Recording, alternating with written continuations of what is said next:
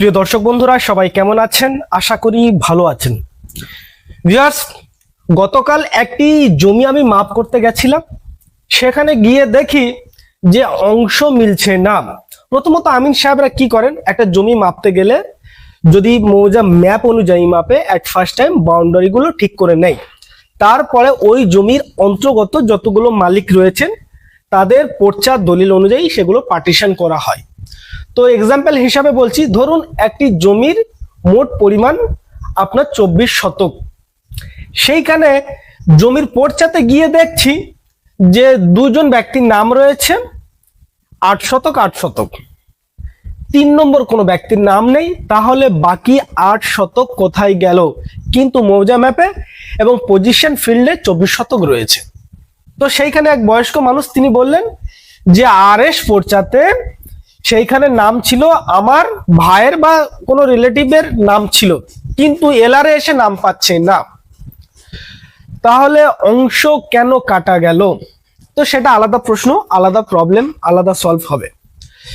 আজকের বিষয়বস্তু হলো যে জমির যে কোনো ধরনের মামলার ক্ষেত্রে, জমির মালিকানা যাচাইয়ের ক্ষেত্রে অ্যাকচুয়ালি সারা পৃথিবীতে জমি জায়গা নিয়ে সাধারণত দুই ধরনের প্রবলেম হয়ে থাকে, ঝামেলা হয়ে থাকে। একটা হচ্ছে জমির সীমানা, আর একটি হচ্ছে জমির মালিকানা নিয়ে। সেটা ক্রয় সূত্রে হতে পারে বা ওয়ারিশন সূত্রে হতে পারে, পৈতৃক সূত্রে, যে কোনো বিষয় হোক না কেন, মালিকানা বিষয় নিয়ে। তো যখন মালিকানা নিয়ে প্রশ্ন আসবে, সেটা মামলার ক্ষেত্রে টাইটেল শুট, পার্টিশন শুট, আপনার মিস কেসের ক্ষেত্রে RS কথাটা আসবে। আপনাকে এলআর কে প্রতিষ্ঠিত করতে হলে তাহলে RS কে তো জানতে হবে যে RS এর সেই সময় জমির মালিক কে বা কারা ছিলেন, আর আপনি বর্তমানে এই এলআর যে রেকর্ড আছে সেইখানে কিভাবে মালিক হয়েছেন সেগুলো চেন ওয়াইজ মিলিয়ে মিলিয়ে আসতে হবে। তো ভিউয়ার্স, আজকে এই ভিডিওতে আমরা জানবো যে RS পর্চা আপনি কোথায় পাবেন, কিভাবে তুলবেন, এর জন্য খরচ কত হয়। তো RS পর্চা তুলতে হলে আলাদা কোনো ল ক্লার্ক বা আলাদা কোনো অ্যাডভোকেটকে অ্যাপয়েন্টমেন্ট করতে হয় না। আপনি চাইলে নিজেও RS পর্চা সংগ্রহ করতে পারেন। কোথা থেকে করবেন? আপনার এলাকায় যে BLRO ডিপার্টমেন্ট রয়েছে, ভূমি ও ভূমি সংস্কার দপ্তর প্রত্যেকটি ব্লকে রয়েছে, সেই ব্লকে আপনাকে আবেদন করতে হবে। RS পর্চা বা CS এটি অনলাইনে অ্যাভেলেবেল নেই, শুধুমাত্র এলআর এর ক্ষেত্রে অনলাইনে আছে। তো সেইখানে আপনাকে একটি A4 সাইজে পেজ নিয়ে, সাদা পেজে আপনি একটা আবেদনপত্র লিখবেন। যে খতিয়ানের তথ্য বা দাগের তথ্য আপনি তুলবেন তার বিস্তারিত, আপনার মৌজা নাম, জেল নম্বর, দাগ নম্বর, খতিয়ান নম্বর, বিস্তারিত ডিটেলস লিখতে হবে এবং সেটি আপনি RS সার্টিফাইড কপি চাইছেন সেই আবেদনটি করবেন।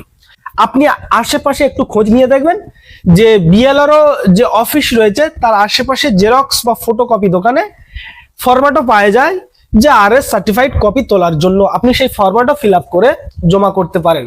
কিছু কিছু BLROতে যে সাধারণ মানুষ বা ল ক্লার্ক হোক, তারা RS পর্চা তোলার ক্ষেত্রে কোনো একটি ডকুমেন্টসও অ্যাটাচ করতে বলেন, তবে এটা বেশিরভাগ জায়গায় হয় না। মানে আপনার আধার কার্ড অথবা ভোটার কার্ডের একটি ফটোকপিও অ্যাটাচ করতে বলে, তবে কিন্তু এটা ম্যাক্সিমাম জায়গায় হয় না। তবে শুনেছি আমি অনেকের মুখ থেকে যে RS পর্চা তুলতে হলে একটা KYC ডকুমেন্টসের জেরক্সও চাইছে। তো সেটা আমার সামনাসামনি হয়নি বা আমি এখনো পর্যন্ত দেখিনি, এটা শোনা কথা। তো যাই হোক, তো এইভাবে আবেদন করতে হবে। কোথায় আবেদন করতে হবে আমি আরো একবার রিপিট করছি, BLRO তো আবেদন করতে হবে, আলাদা কোনো ফরম্যাট নেই। তবে অনেকে কম্পিউটারে ফরম্যাট বানিয়ে রেখেছে, আপনি চাইলে একটা A4 সাইজ সাদা পেজে লিখিত আবেদন করতে পারেন। এইবারে খরচ কত? ভিউয়ার্স, ওই যে অ্যাপ্লিকেশন করবেন, আবেদনপত্র করবেন, সেটা একদম সাদা পেজে লিখে জমা করবেন না। অবশ্যই সেই অ্যাপ্লিকেশনের উপরে আপনাকে 10 টাকার কোর্ট ফি একটি লাগাতে হবে। আর হ্যাঁ, সাধারণত RS যে পর্চা বা খতিয়ানের তথ্য একটা পেজ খুবই কম হয়, একদম হয় না বললে চলে, মিনিমাম 2টি পেজ হয়। পার পেজ অনুযায়ী আপনাকে 4টি করে কোর্ট ফি লাগাতে হবে। সেই জন্য সমস্ত জায়গায় 8টি কোর্ট ফির কথা বলে এবং আবেদনপত্রের উপরে একটি 10 টাকার কোর্ট ফি। তাহলে মিনিমাম 9টি কোর্ট ফি আপনাকে লাগাতে হবে 10 টাকার। তার মানে কি আপনার খরচ হলো 90 টাকা। একদম খুব সহজ সিম্পল বিষয়। এবারে আপনি যদি বলেন দাদা আমি RS পর্চা তুলেছি 1000 টাকা, কেউ 1500 টাকা, কেউ 500 টাকা, যে যার মতো নিচ্ছে, মানে অফিসের কথা বলছেন না যে আমি কাউকে দিয়ে তুলতে দিয়েছিলাম। ভিউয়ার্স, আমি একটি কথা বলি, ফ্রিতে না আজকাল কেউ তুলোও বইবে না। আপনার আরএস পড়ছে আমি বা আপনি কাউকে দিচ্ছেন তুলতে, দাদা আমার এই পেপারটি লাগবে আপনি একটু তুলে দেবেন, আপনার ওই পেপারটি তোলার জন্য তাকে দুবার হাঁটতে হবে। আপনি তো কাজ নষ্ট করছেন, আপনি টাকা দিয়েছেন, আপনার কাজ মিটে যাচ্ছে, কিন্তু আপনার জন্য যে খাটবে, আপনার অ্যাপ্লিকেশন করতে হবে, কোড ফি সংগ্রহ করে কোড ফি লাগাতে হবে, সে জমাও করলো বিএলআরতে, আবার ডেট দিল, সেই ডেটে গিয়ে তবেই আরএস ফোর্সে পাওয়া যাবে। তো ভিউয়ার্স যাই হোক, সেটা আলাদা বিষয়, কত টাকা খরচ, জাস্ট এইটুকু ইনফরমেশন দিলাম যে আরএস ফোর্সটা কোথায় পাবেন, কিভাবে আবেদন করবেন এবং খরচ কত। ভিডিওটি সম্পূর্ণ তথ্যমূলক ভিডিও, ভালো লাগলে অবশ্যই কমেন্ট করে জানাবেন, লাইক দেবেন। যারা এই চ্যানেলে নতুন, জমি জায়গা সংক্রান্ত আরো বিস্তারিত জানতে অবশ্যই চ্যানেলটি আপনি সাবস্ক্রাইব করে রাখবেন। ভালো থাকবেন, সুস্থ থাকবেন, ধন্যবাদ।